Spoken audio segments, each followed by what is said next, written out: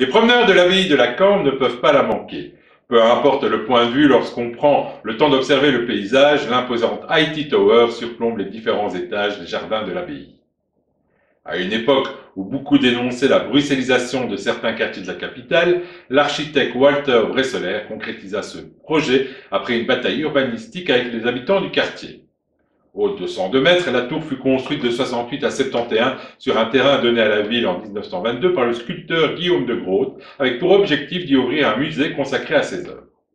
L'échevin des travaux publics de l'époque, Paul van den Winans, que ses détracteurs dépeignaient comme une personne insensible à tout argument esthétique ou urbanistique, persista dans son projet et passa outre aux dispositions testamentaires de l'artiste. L'opposition à sa construction fut donc un échec. L'échevin van den Winans délivra le permis de bâtir en affirmant qu'elle serait transparente.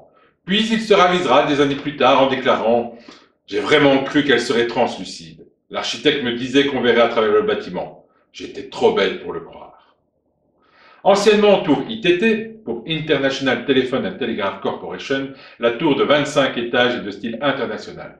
Un courant architectural qui s'est épanoui dans les années 20 et à la fin des années 80 dans le monde entier.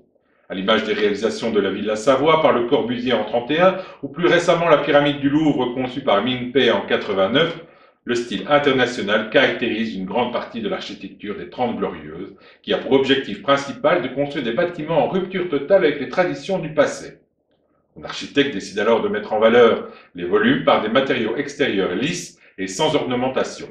Il applique le principe de régularité et utilise toutes les possibilités offertes par le béton, l'acier et le verre. C'est une tendance moderniste qui recherche le dépouillement dans la décoration. L'architecture s'inspire des plus célèbres gratte-ciels nord-américains, avec un volume imposant et dégagé au rez-de-chaussée, complété par une façade en aluminium noir.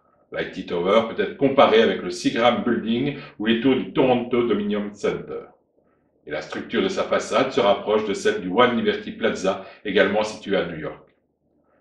L'IT Tower, qui compte 25 étages, est formé de deux tours inégales et accolées. La première aveugle, qui intègre les circulations verticales, les sanitaires et les gaines techniques, et la seconde est destinée à un usage de bureau. Elle accueille plus de 21 000 m² d'espace occupé majoritairement par des sociétés actives dans le secteur de la consultance, du bancaire et du juridique. En 2017, AG Insurance, via sa filiale AG Real Estate, a acquis la totalité du capital de la société détenant les droits d'amphithéose de la tour IT. La tour est accessible par le public, soit au rez-de-chaussée via le café Callens, ou pour une vue époustouflante sur le toit à travers le restaurant gastronomique Villa in the Sky, dirigé par le talentueux et sympathique chef étoilé Alexandre Dionisio. Mais là, il ne s'agit plus de parler de notre passion pour l'immobilier.